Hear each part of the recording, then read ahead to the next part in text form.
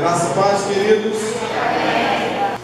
Queridos, quero te pedir para você abrir a sua Bíblia em Mateus capítulo 15, versículo 21 até o versículo 28. É uma história que vai falar sobre aqueles que essa história identifica aqueles que não merecem, mas creem. Não merecem, mas creem. Todos acharam? Mateus 15, 21 diz assim: partindo Jesus dali, retirou-se para os lados de Tiro e Sidom. E eis uma mulher cananeia que viera daquelas regiões, clamava: Senhor, filho de Davi, tem compaixão de mim, minha filha está horrivelmente endemoniada. Ele, porém, não lhe respondeu palavra. E os seus discípulos, aproximando-se, rogaram-lhe: despede-a, pois vem clamando atrás de nós. Mas Jesus respondeu: não fui enviado senão as ovelhas perdidas da casa de Israel. Ela, porém, veio e o adorou, dizendo: Senhor, socorre-me. Então ele respondendo disse: não é bom tomar o pão dos filhos e lançá-lo aos cachorrinhos. Ela, contudo, replicou: sim, Senhor, porém os cachorrinhos comem das migalhas que caem da mesa dos seus donos. Então lhe disse Jesus: ó mulher, grande é a tua fé, faça-se contigo como queres. E desde aquele momento sua filha ficou sã. Amado e bondoso Deus, sempre te agradecemos e de fato te adoramos pela palavra que o teu Espírito em todo tempo tem a ministrar em nós. Te adoramos, Pai, porque esta palavra tem feito maravilhas na nossa vida. É por esta palavra que o nosso interior tem sido mudado. Por esta mesma palavra que muitas vezes nos assustamos com a maneira nova que temos agido, como temos pensado.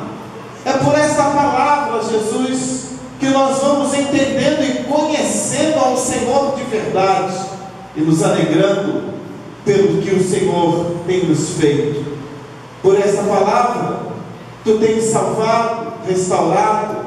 Por essas palavras tu tens dado vida e vida em abundância.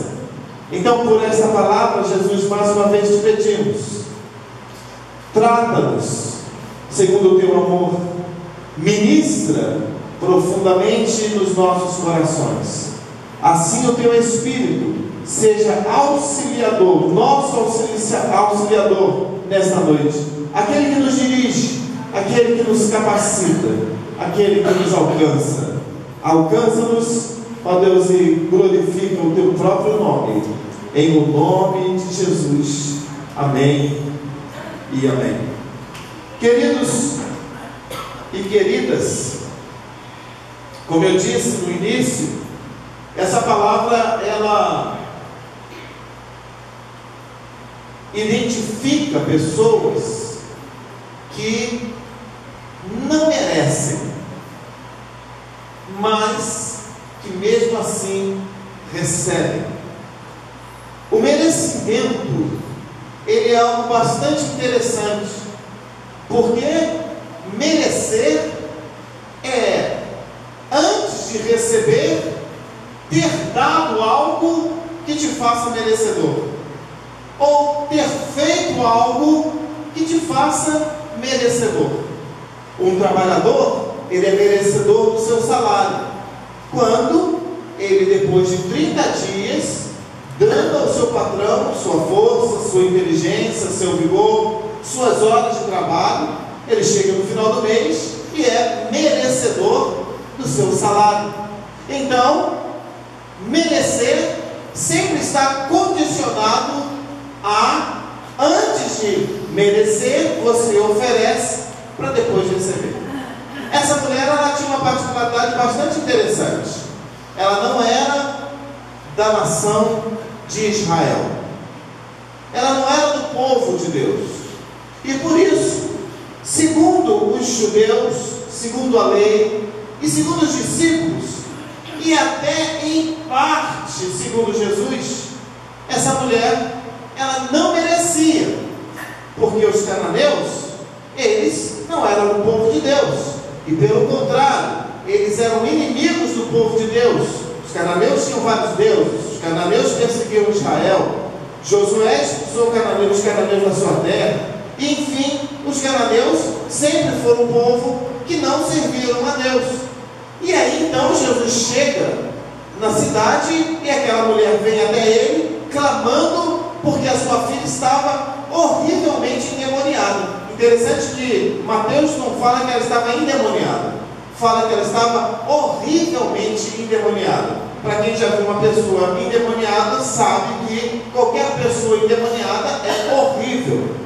Mas a expressão de Mateus aqui queria traduzir que a filha daquela mulher estava muito feia no que dizia respeito à ação demoníaca na vida dela.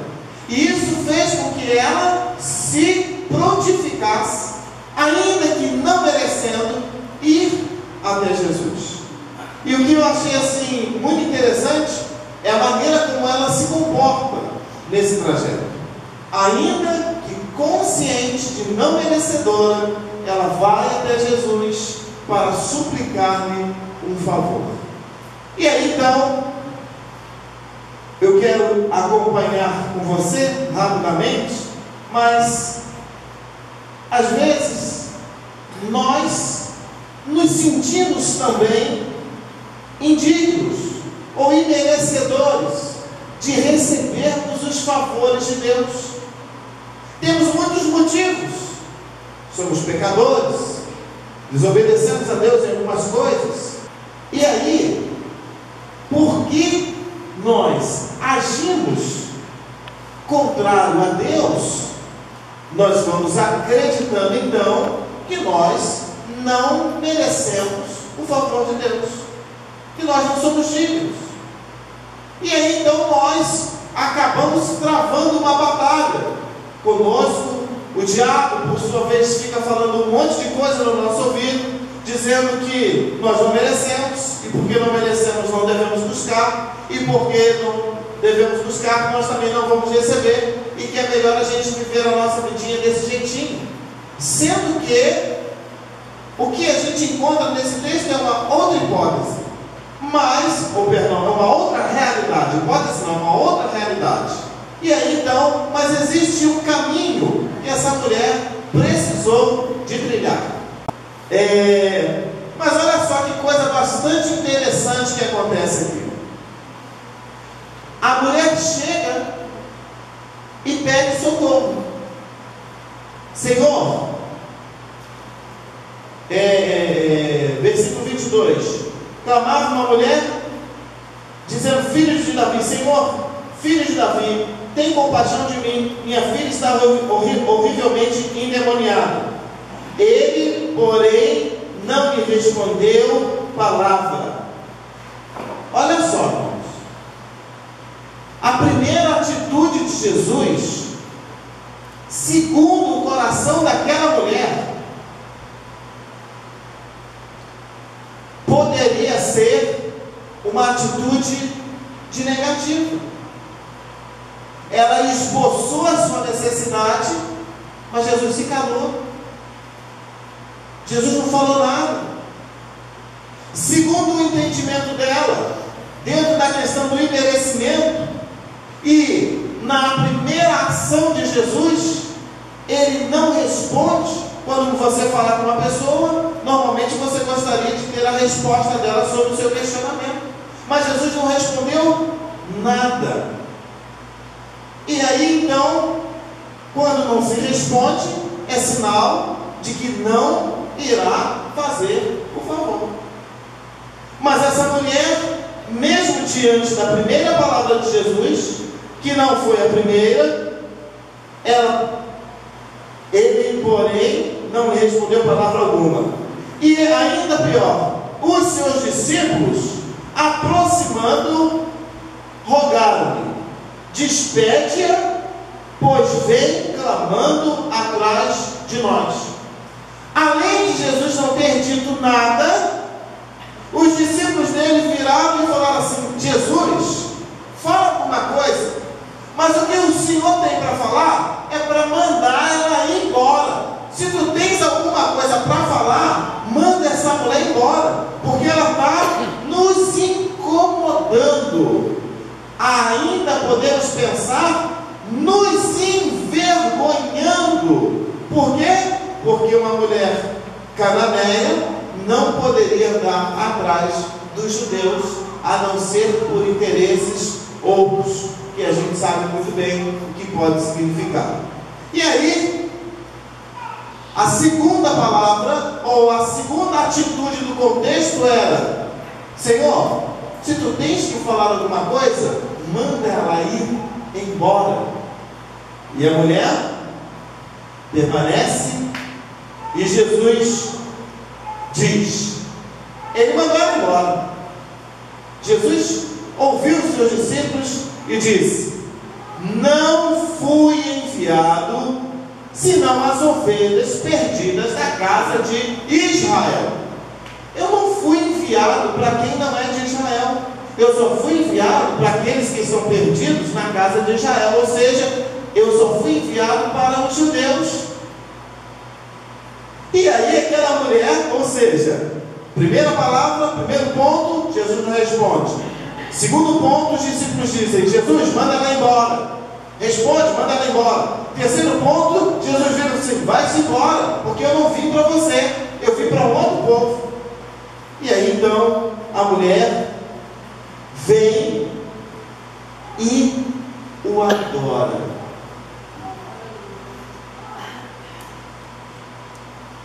Três negativas, mas aquela mulher se prostra diante de Jesus e o adora. A adoração era referência de amor, paixão, dependência, atenção exclusiva a um Deus. A adoração só podia ser aplicada a um Deus, porque só Deus pode ser adorado. Então, quando ela se prostra, ela está diante de todas as impossibilidades possíveis e impossíveis, diante de Jesus, que diz para ela: mulher, vai-te embora sim, porque eu não vim para você. Mas ela se prostra e o adora. E ainda na sua adoração ela diz: Senhor, socorre-me. Eu não consigo ver aqui apenas um clamor de uma angústia, porque a adoração em meio à angústia é uma coisa que dificilmente nós, que conhecemos a Deus bem, conseguimos fazer. Ainda mais uma mulher que talvez conhecia muito pouco a Deus e muito menos a Jesus. Mas existia no coração daquela mulher esperança, fé, certeza de que, ainda que a sua natureza ou a sua nacionalidade fosse um problema, ainda que Jesus lhe respondesse ou não lhe respondesse, ainda que os discípulos mandassem Jesus mandar ela embora, ainda que Jesus tivesse obedecido os discípulos, ela o adora. Ela vence todas as palavras que se levantaram contra ela naquele momento, porque ela tinha um objetivo, ela tinha um alvo, ela tinha uma causa. E na sua causa ela precisava de encontrar não uma só resposta, ela precisava de encontrar um milagre. E aí Jesus, mais uma vez, leva essa mulher a uma humilhação? Pode-se dizer que sim. Pode-se dizer. Então, ele respondeu a ela: não é bom tomar o pão dos filhos e lançá-los aos cachorrinhos. Ou seja, ele vira para aquela mulher e a chama de cachorrinha, e chama os judeus de filhos. Ainda que aqui é muito interessante que a palavra cachorrinho, Rose, cadê você? Aqui a palavra cachorrinho quer dizer cachorro de estimação que dorme no colo. Olha que coisa engraçada. Esse é o significado de cachorrinho. Não é o cachorro vagabundo da rua, rabujo, não. É aquele cachorro que fica dentro de casa. E essa mulher, eu acho tremendo isso. E por isso que eu gravei essa questão do cachorrinho. Quando Jesus falou cachorrinho, ela se colocou no lugar do cachorrinho. Ela precisava tanto da ação de Deus que ela conseguiu, segundo uma visão um pouco que pejorativa, talvez de quem ouve, mas eu não vou tirar do filho para dar para o cachorro. Mas aquela mulher, quando escutou cachorrinho, ela não ouviu de uma forma pejorativa. Ela ouviu como: agora eu entendi que eu estou no caminho certo. Então ele vai me tratar como um cachorrinho que fica no colo, que dorme no colo. Então tem esperança para mim mesmo. E aí ela responde: é verdade, Senhor, mas os cachorrinhos também comem das migalhas que caem da mesa dos seus donos. E Jesus olhou para aquela mulher. Talvez se fôssemos nós diríamos: cruz credo, que fé é essa, hein? Ou diríamos: que é isso? Ô gente, de onde veio isso? Sabe por quê, irmãos? Porque o que se mistura na fé dessa mulher, para mim, era muito mais humildade do que fé. Humildade. Porque ela teve duas atitudes, para mim, assim, sobrenaturais, que evidenciam a humildade. Primeiro, ela o adora quando ele nega ela por 3 vezes. Humildade. Eu preciso perder saudações. Acabou. Ponto final. Eu vou me submeter. Eu vou me humilhar. É isso que ele quer? Então é isso que eu vou fazer. Eu vou, por quê? Porque a minha necessidade dele é grande demais. E eu não vou ficar perdendo tempo com orgulho. Eu não vou ficar querendo medir força entre cananeu e judeu. Não, eu não quero saber qual é a minha nacionalidade. Eu quero saber que eu preciso de um milagre. E o que eu precisar de fazer para que esse milagre chegue em mim, eu vou fazer. E a segunda vez ela chega e encontra na frase de Jesus a oportunidade, como que um advogado, né? Advogado tem essa técnica de achar brechas na lei. Essa mulher, na frase de Jesus, ela achou uma brecha. Ela falou: é aqui que eu me seguro. Eu sou uma cachorrinha mesmo. Mas o cachorrinho, esse aí que o senhor está falando, ele também come da migalha que cai na mesa dos seus donos. E aí Jesus vira para ela e fala: ó mulher, grande é a tua fé.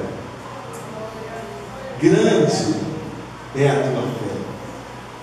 Vai, faça contigo como o que queres. E desde aquele momento, sua filha ficou curada, liberta, livre, sã.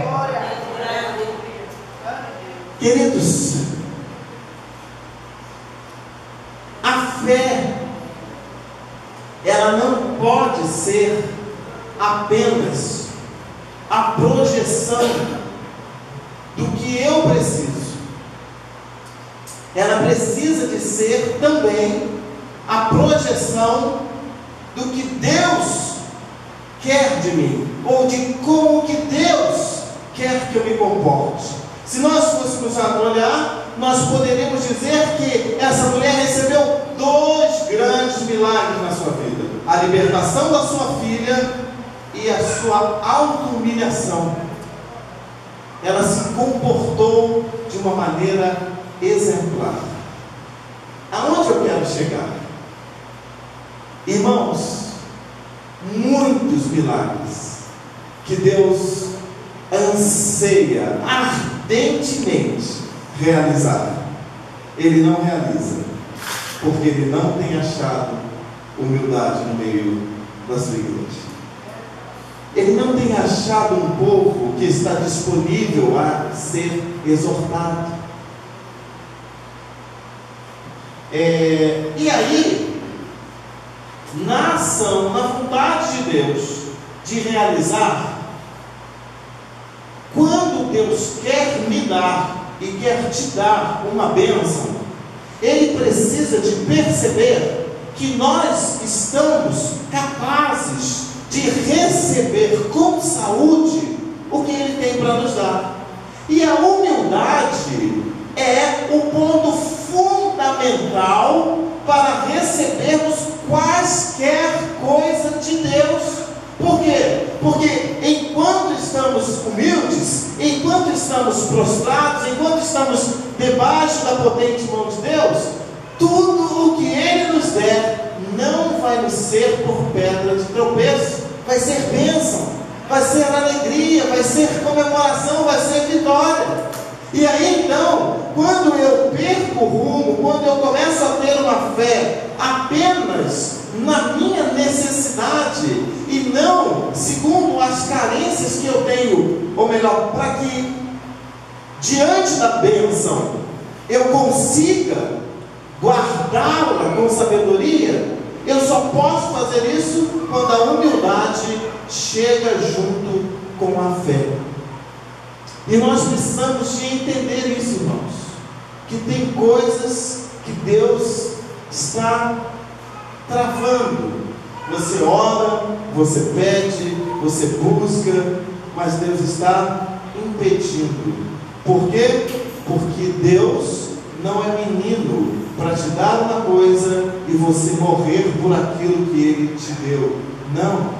Ele primeiro vai gerar em você, vai trazer o seu conhecimento a uma atitude de humildade, porque o orgulho não vai nos levar a lugar nenhum, para que quando aí sim nosso coração estiver preparado, Ele nos concede a bênção.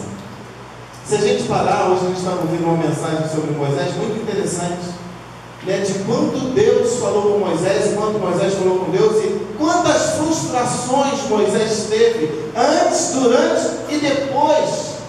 O que são as frustrações?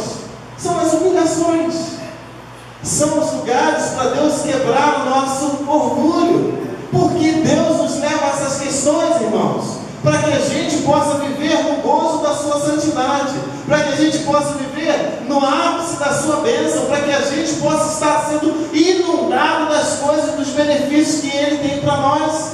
Mas Deus não vai nos conceder uma bênção se nós não tivermos humildade para vivermos com ela. Ah, pastor, eu preciso agora de uma casa. E aí lá no seu coração você está assim: quando Deus me der a minha casa, o meu vizinho vai ver com quem que ele mexeu. Sabe quando é que Deus vai te dar uma casa? Quando isso sair do seu coração. Ah, pastor, mas eu estou orando para Deus me dar uma televisão. Por quê? Porque quando o meu vizinho passar na minha porta, ele vai ver só do lado de fora a imagem da bichona. Sabe quando Deus vai te dar uma televisão? Quando você tirar isso do seu coração. Pastor, eu estou orando para o meu marido se converter, porque a vizinha, o marido dela se converteu, e agora ela passa para mim e fica rindo na minha cara que meu marido ainda não se converteu. marido se converter. Sabe quando é que teu marido vai se converter? Quando você tiver a motivação certa no seu coração para que ele se converta. Orgulho, irmãos, orgulho. Nós vamos construindo a nossa vida em cima de orgulho, de orgulho, de orgulho, de orgulho, de orgulho, de orgulho, de orgulho. E aí, irmãos, a bênção até chega, mas chega bem reduzida. Ela vem de Deus, não estou questionando isso, mas ela não vem à altura da sua necessidade. Então, vamos pedir a Deus que Ele nos ajude a termos a mesma atitude da mulher cananeia, de, ainda que não ouçamos, ainda que as palavras sejam contrárias, adoremos a Ele. E mesmo assim, ainda que Ele se levante depois de um posicionamento e ainda venha com uma maneira ainda que estranha, nos submetamos a isso e entendamos: Senhor, aonde o Senhor quiser me levar, eu vou. E o que o Senhor quiser me ensinar, eu quero. E o que o Senhor quiser arrancar, por favor, arranca. Porque o que eu quero é a Tua glória, a Tua presença. E eu quero crer. E aí o que ainda para mim é bacana, interessante, é que havia uma necessidade. Que, amados, preste atenção no que eu vou dizer para você. É mais fácil, muito mais fácil, uma pessoa endemoniada ser liberta do que um orgulhoso ser liberto. É, pastor? É. Porque a pessoa está endemoniada, você vai lá, em nome de Jesus, impõe a sua mão sobre ela, repreende. Se aquele demônio não sair, faça um jejum, vá preparado, leve uma equipe com você, ore, repreenda, e no nome de Jesus tem que sair. Mas o coração orgulhoso, tu manda sair em nome de Jesus e não sai. Não sai não, irmãos. O coração orgulhoso precisa de jejum, precisa de oração, e precisa, sabe de quê? De peia de Deus. Mas é assim mesmo, pastor? É, irmãos. Queria dizer outra coisa para vocês, mas o coração orgulhoso, ele só se disciplina quando Deus se encarrega de fazer, de provar para ele o quanto ele é orgulhoso.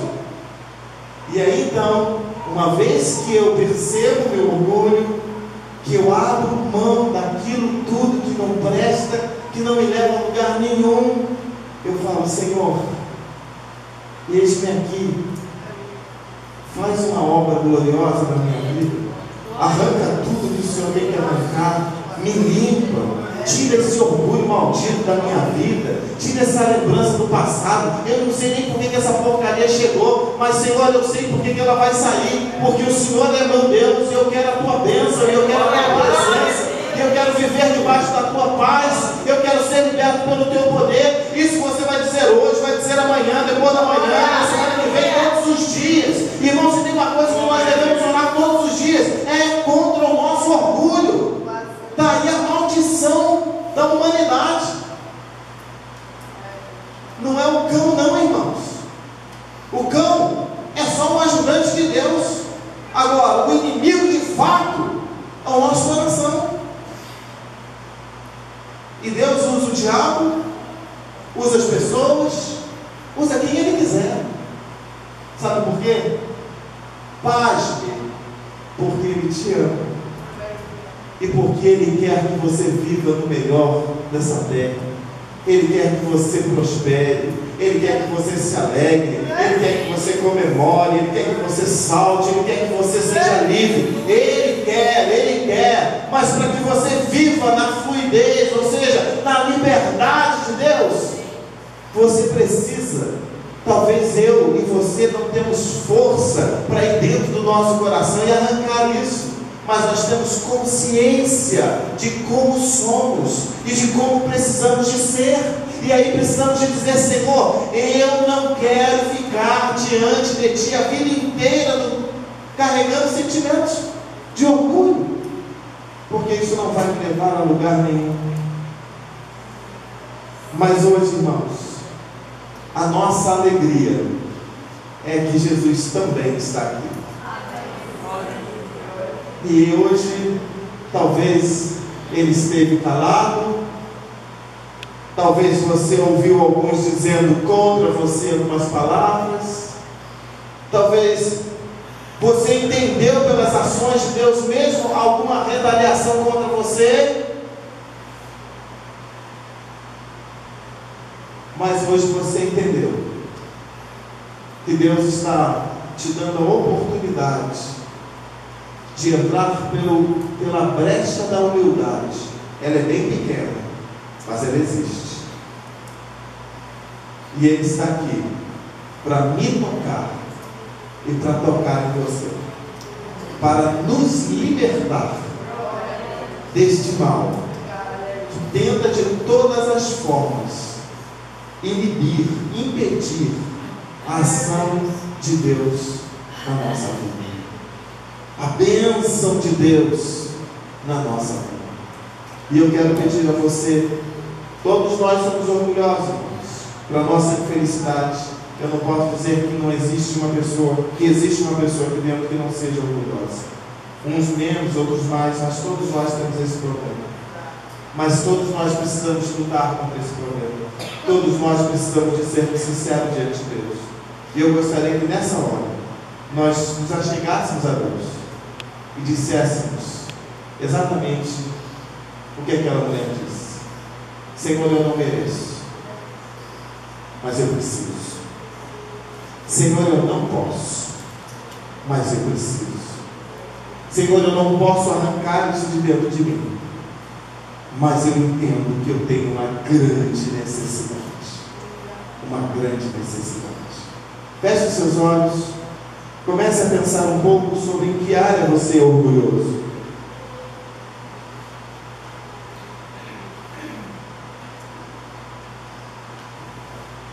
Comece a pensar como é que você se sente quando as pessoas te repreendem. Comece a pensar quando as pessoas não fazem o que você gostaria que elas fizessem. Como é que você se sente? Quais são as suas atitudes? Comece a pensar quando você pede a Deus uma coisa e Deus não faz, e você vê Deus fazendo na vida de outras pessoas que, segundo o seu conceito, são muito piores do que você diante de Deus.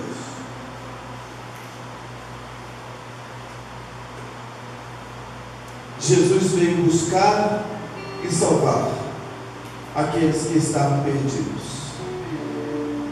Amados, e assim como aquele ditado que diz que o pior cego é aquele que não quer enxergar, a pior coisa que tem é nós entendermos que Jesus veio buscar e salvar aqueles que estavam perdidos, mas por causa do orgulho eu não me coloco na posição de perdido, eu me coloco na posição de achar de alguém melhor, de alguém especial, de alguém que está acima dos outros. Se você quer a bênção de Deus, se você quer de fato andar com Deus, se você quer que Deus mexa na sua vida, que Deus transforme o seu coração, se você quer que Deus faça milagres atrás do outro, um atrás do outro, se você quer que Deus se revele poderosamente a você, não estranhe se Ele deixar com que você vá a lugares de humilhação. Não estranhe, porque é assim que Ele está modelando a minha e a sua vida, nos deixando passar por situações de humilhação. Porque Ele mesmo disse, Jesus mesmo disse em Mateus 5, que os humilhados serão exaltados, que os que choram serão consolados. E queridos, tudo isso faz parte da grande obra que Deus está realizando na minha e na sua vida.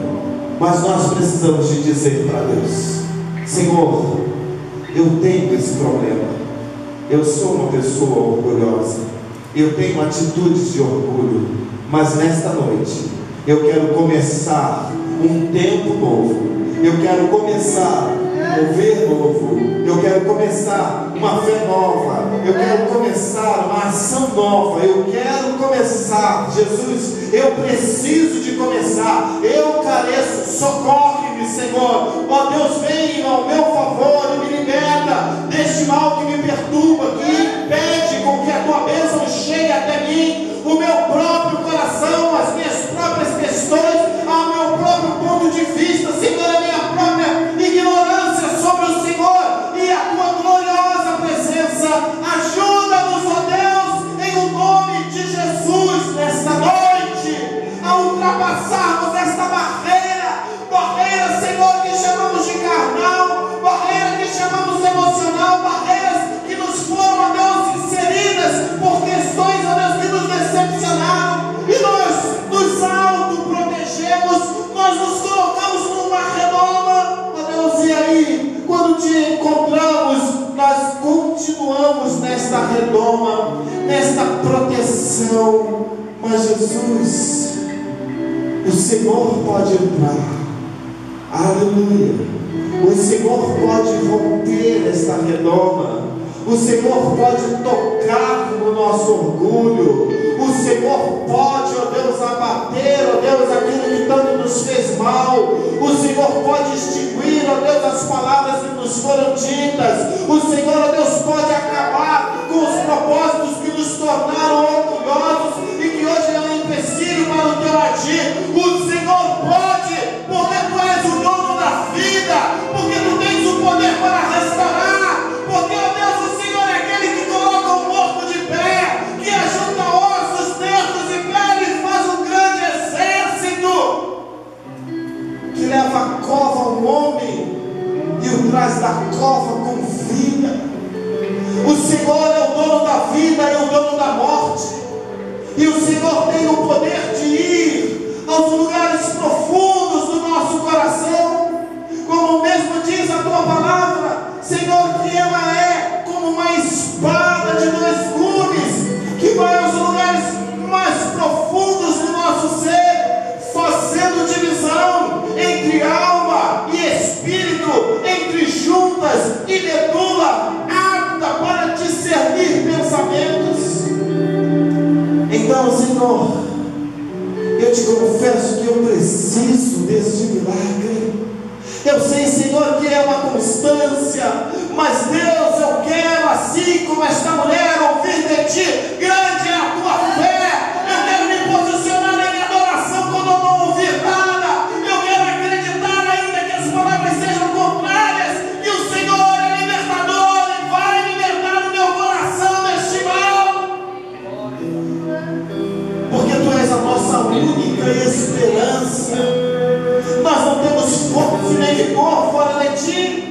Não há alegria senão no Senhor. Não há restauração, ó Deus, em outro lugar. Amamos o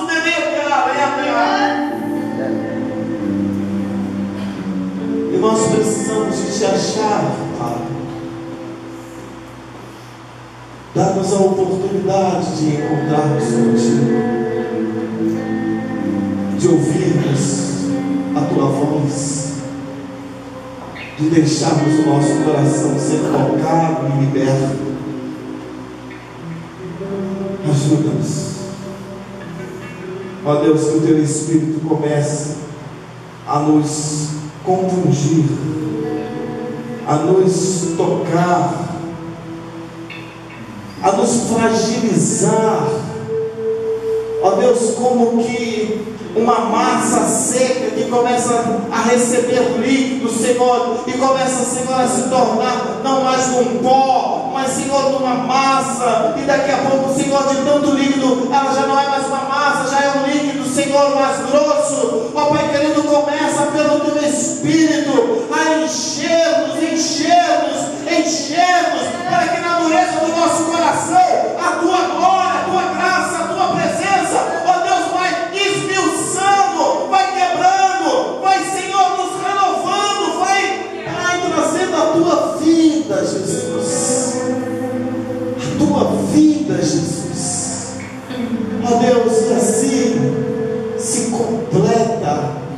tua obra, Jesus, em que o Senhor vai nos santificando e vai nos galardoando, vai nos purificando e vai nos presenteando, e o nosso coração cada dia melhor, e a satisfação na nossa alma de percebermos que o Senhor está fazendo uma grande obra, uma grande obra. O que não podemos fazer, por favor, Jesus, socorre-nos nesta noite, socorre-nos nesta noite, e faz por amor ao teu povo, faz por amor a Jesus Cristo, faz em o nome de Jesus, em o nome de Jesus. Amém e amém. Guarde uma coisa muito importante: Deus prova o seu amor para conosco, dando o seu filho para morrer numa cruz no nosso lugar. Deus sacrificou ao máximo para provar que nos ama. Essa obra, agora ela continua a parte dela na nossa vida. Não que jamais poderíamos pagar o preço que Jesus pagou, jamais. Mas, assim como Deus enviou Jesus para provar o seu amor, hoje Deus permite com que passemos algumas situações que nos constranja para provar o seu amor. Irmãos, esse evangelho, ele é talvez um pouco diferente daquilo que comumente a gente escuta no rádio ou na televisão. Mas eu quero dizer para você que esse é o evangelho autêntico. Esse é o evangelho de Jesus Cristo. Não que eu sou melhor do que ninguém, porque realmente eu não sou. Mas a gente tem um compromisso com a palavra e com a verdade. E essa é a palavra. E essa é a verdade. E o que vai trazer vida para você é exatamente essa verdade.